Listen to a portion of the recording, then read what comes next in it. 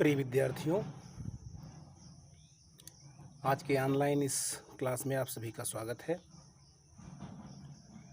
आज हम लोग मुंशी प्रेमचंद जी के जीवन परिचय को देखेंगे, जीवन परिचय का अध्ययन करेंगे। तो आइए हम सभी शुरू करते हैं।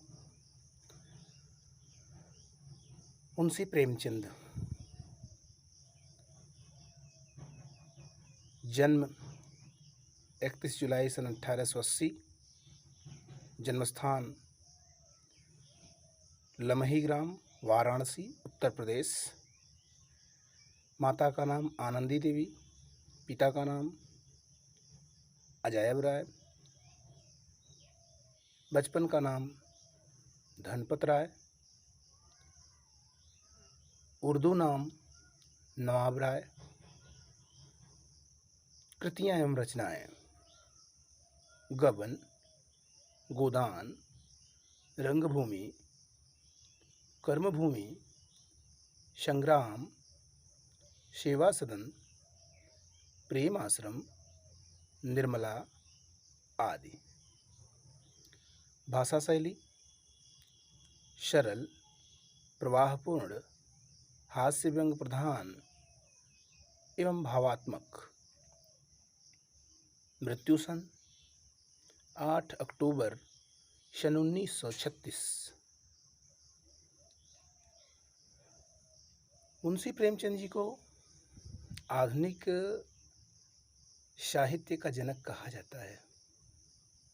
जी हाँ विद्यार्थियों, मुंशी प्रेमचंद जी को आधुनिक साहित्य का जनक कहा जाता है। इन्हें एक उपन्यास सम्राट के नाम से भी जाना जाता है, उत्कृष्ट कहानीकार के नाम से भी जाना जाता है। इनके द्वारा लिखित मंत्र कहानी एक हृदय स्पर्शी कहानी है। इनके द्वारा जो मंत्र नामक कहानी लिखी गई है वह हृदय को छू लेने वाली है, जो उनके कथा संग्रह मानसरोवर से संकलित है। और ये कहानी, उनका जो कथा संग्रह मानसरोवर है, उससे संकलित है। यह एक प्रेरणास्पद कहानी है जो त्याग, कर्मनिष्ठा एवं सेवा भाव पर पूर्णतया आधारित है। ये कहानी है त्याग पर, कर्मनिष्ठा पर, सेवा भाव पर पूरी तरह से आधारित है। आपने कथा साहित्य को युगांतकारी परिवर्तन करके एक नए युग का सूत्रपात किया है। उस कथा साहित्य में युगांतकारी परिवर्तन करने के पश्चात इन्होंने एक नए युग का सूत्रपात किया है। परिणाम स्वरूप कलम के इस सिपाही तथा जनता के दुख दर्द के गायक को भारतीय जगत के उपन्यास सम्राट की उपाधि से अलंकृत किया गया है। इन्हें उपन्यास सम्राट के नाम से हिंदी साहित्य में, हिंदी जगत में जाना गया है। आइए विद्यार्थीगण, इनके संबंध में हम आगे जानते हैं। जीवन परिचय को देखें। कथा एवं उपन्यास के क्षेत्र में पाठकों को मंत्रमुग्ध कर देने वाले प्रेमचंद जी का जन्म 31 जुलाई सन 1880 में वाराणसी जिले के लमही नामक एक छोटे से गांव के कायस्थ परिवार में हुआ था।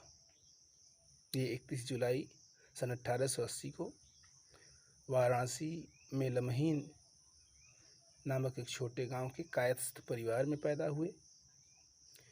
इनकी माता का नाम आनंदी देवी तथा पिता का नाम अजायब राय था।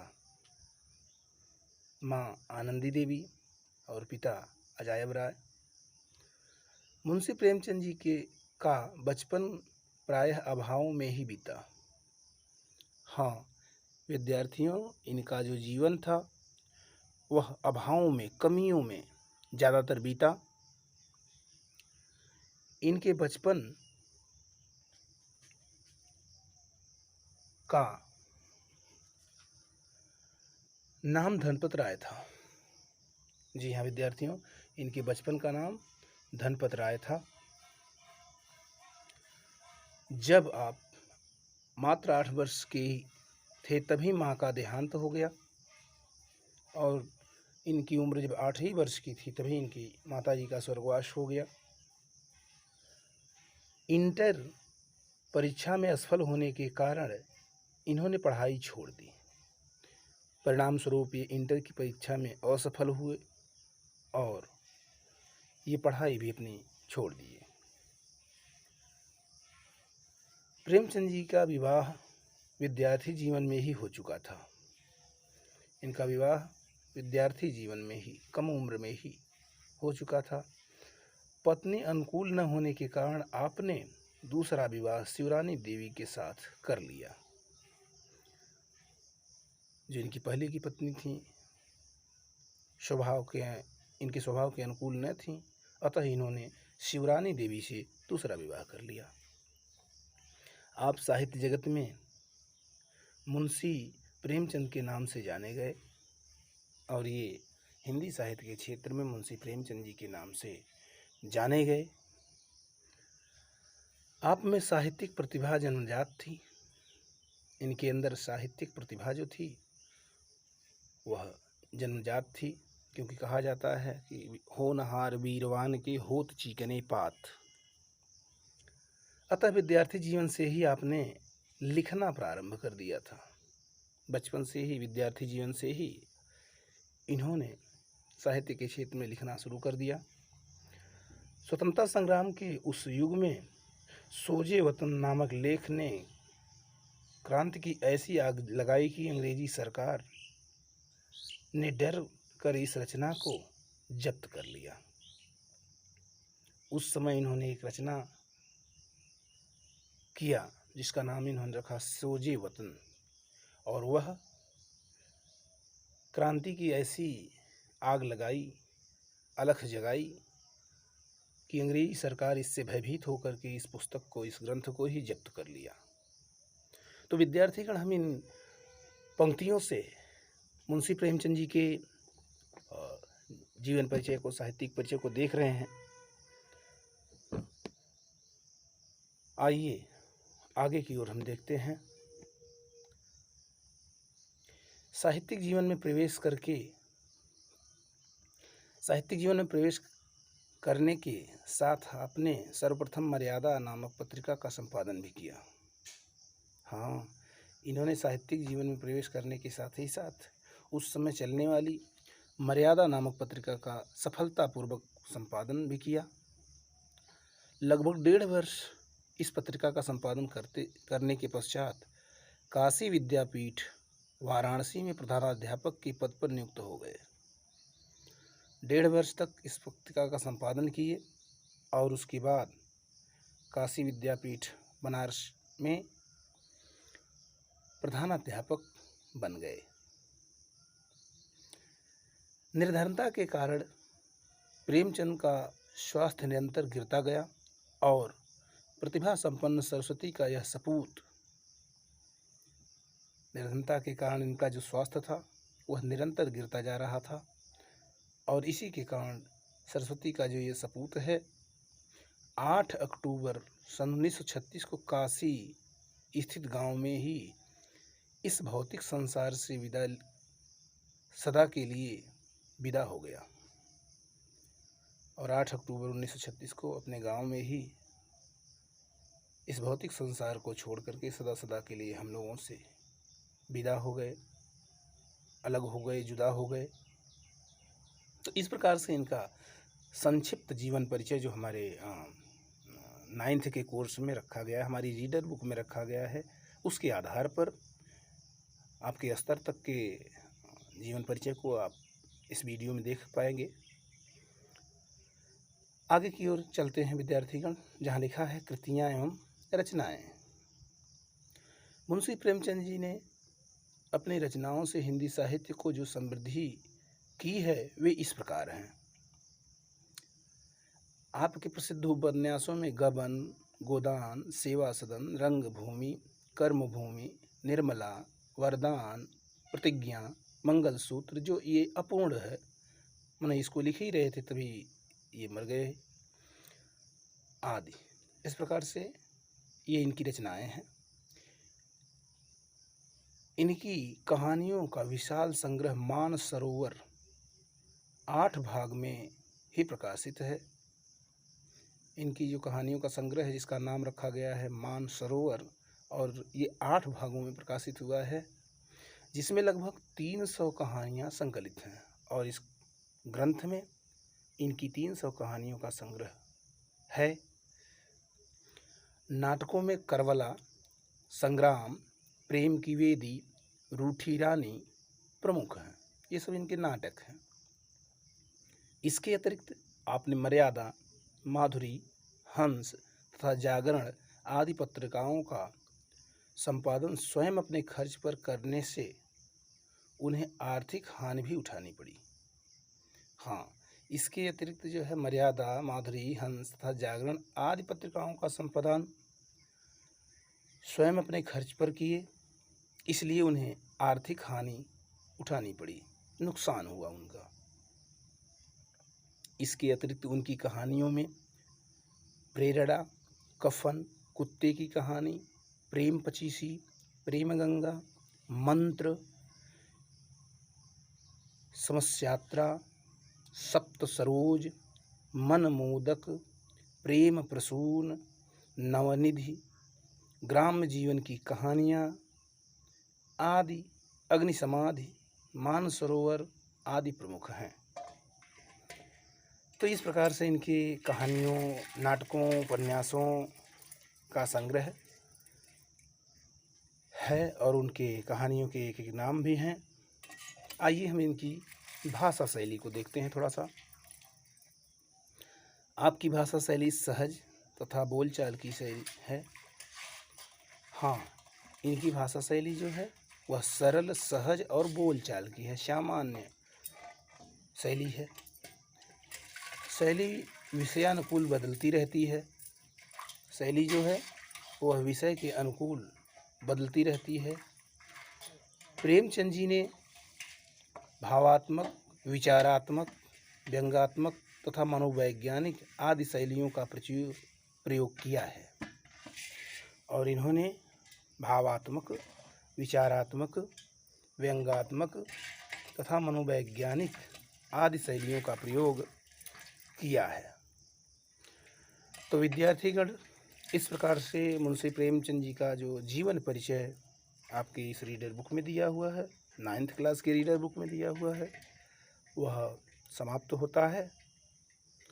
और इस प्रकार से इनकी जीवन परिचय हैं, जिसमें हम लोगों ने देखा कि मुंशी प्रेमचंद जी को उपन्यास सम्राट की उपाधि दी गई है। दूसरी बात, इनमें हमने देखा कि इनका जो मानसरोवर खंड है, यह जो है इनकी कहानियों का संग्रह है। लगभग इनमें 300 कहानियाँ इनकी संग्रहित हैं और यह 8 खंडों में प्रकाशित हुआ है। उसके अलावा हमने देखा इनका जन्म 31 जुलाई सन 1880 को हुआ था। ये वाराणसी में पैदा हुए थे और मृत्यु 8 अक्टूबर सन 1936 को हुई। तो इस प्रकार से इनके संबंध में हम लोगों ने इतनी बातों को जाना है। आइए हम लोग आगे चलते हैं। इनका जो पाठ है मंत्र, उस मंत्र पाठ की ओर चलते हैं। देखते हैं मुंशी प्रेमचंद जी ने अपने उस मंत्र नामक पाठ में हमें क्या बताया है। जैसा अभी हम लोगों ने जाना कि मंत्र एक मर्मस्पर्शी कहानी है, हृदय स्पर्शी कहानी है। तो आइए उस कहानी से हम कुछ शिक्षा लेते हैं। मंत्र।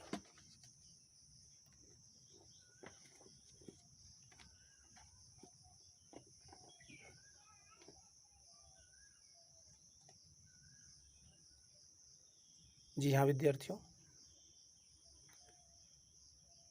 देखें मंत्र शीर्षक कहानी आपके सामने खुल गई है।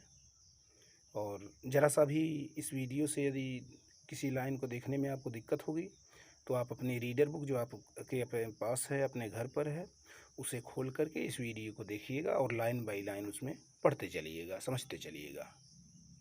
आइए हम आगे चलते हैं मंत्र की ओर। संध्या का समय था। ये कहानी मंत्र जब शुरू हो रही है तो उस समय की बात मुंशी प्रेमचंद जी लिखते हैं कि वो समय कौन सा था। शाम का समय था, संध्या का समय था। डॉक्टर चड्ढा गोल्फ खेलने के लिए तैयार हो रहे थे और एक डॉक्टर चड्ढा नामक इसमें पात्र हैं इस कहानी में।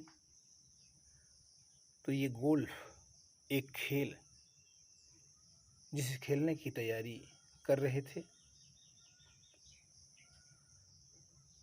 मोटर कार सामने खड़ी थी और उनकी अपनी मोटर कार सामने ही दरवाजे पर ही खड़ी थी कि दो कहार एक डोली लिए आते दिखाई दिए।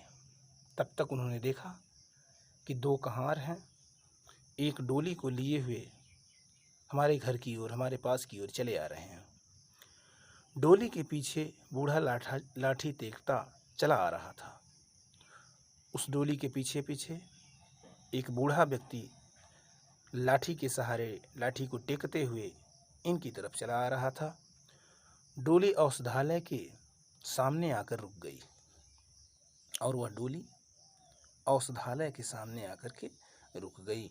इसमें जो औषधालय शब्द आया है इसका मतलब होता है दवाखाना, जहाँ पर डॉक्टर अपनी डॉक्टरी चलाते हैं। आजकल का नर्सिंग होम भी कहा जा सकता है, जहाँ से दवाई मिलती है, उसको औषधालय कहा गया है।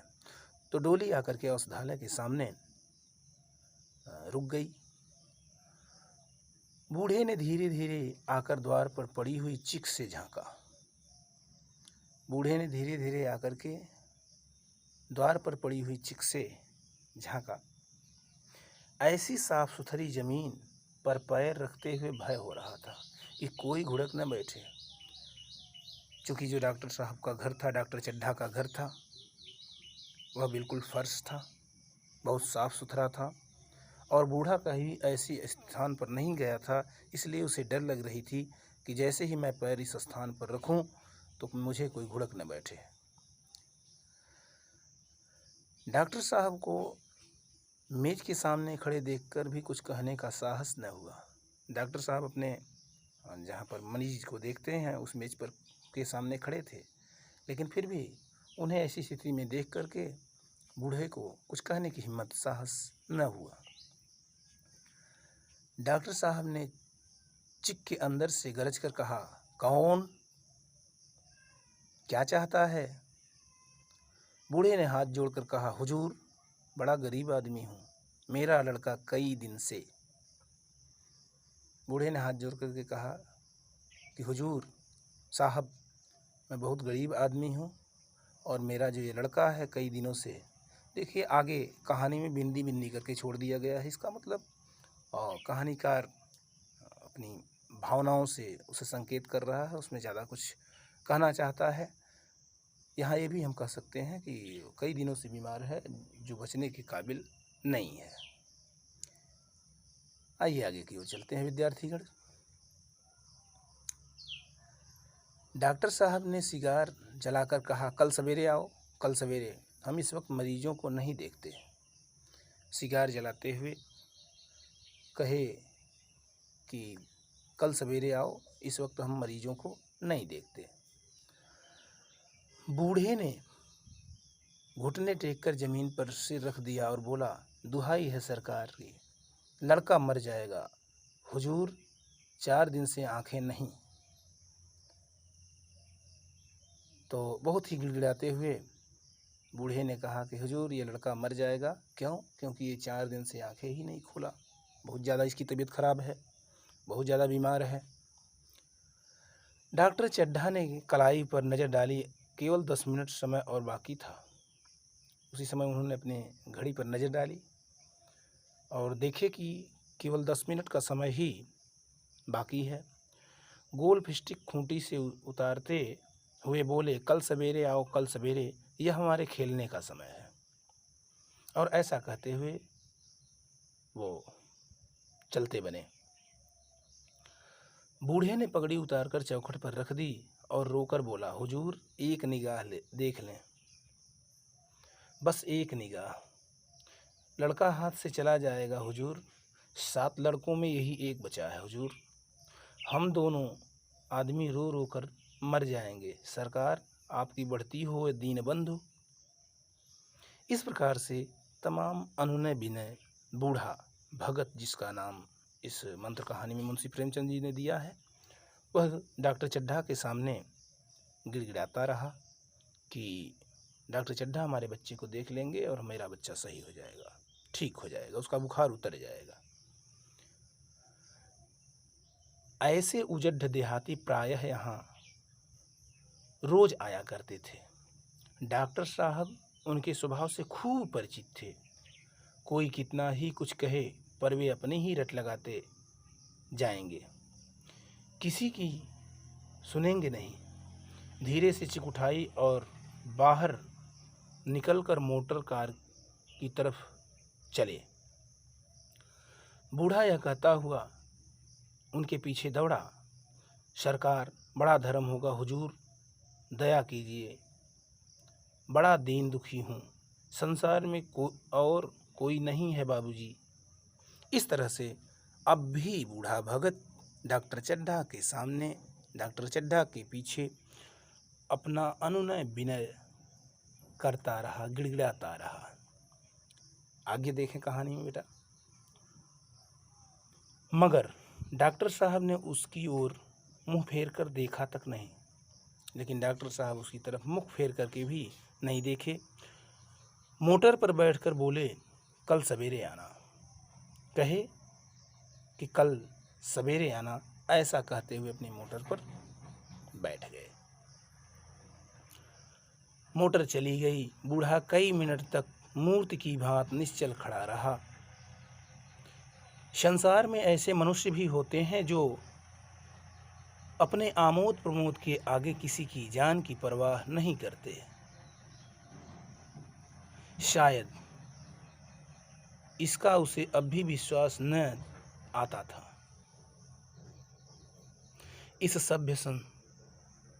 यह सभ्य संसार इतना निर्मम, इतना कठोर है, इसका ऐसा मर्मभेदी अनुभव अब तक न हुआ था।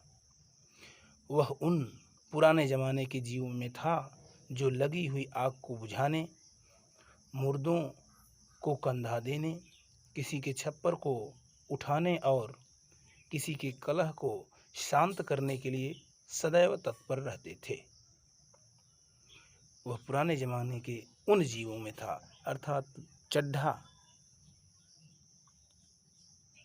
तो दया से रहित हैं, कठोरता है उनके अंदर, लेकिन भगत बहुत ही उदार किस्म का है, दयावान किस्म का है, जो दूसरों की मदद करने में ही अपना भलाई समझता है। जब तक बूढ़े को मोटर दिखाई दी, वह खड़ा टकटकी लगाए उस ओर ताकता रहा। शायद उसे अब भी डॉक्टर साहब के लौट आने की आशा थी। फिर उसने कहारों से कहा, डोली उठाना। फिर उसने कहारों से डोली उठाने को कहा। डोली जिधर से आई थी उधर ही चली गई। चारों ओर से निराश होकर वह चड्ढा के पास आया था। इनकी बड़ी तारीफ सुनी थी। यहाँ से निराश होकर वह किसी दूसरे डॉक्टर के पास न गया, किस्मत ठोंक ली। तो विद्यार्थियों, आज की वीडियो में बस इतना ही। इसका शेष अंश अगले वीडियो में आपके पास जाएगा और आप उसे देख लेंगे, जानेंगे।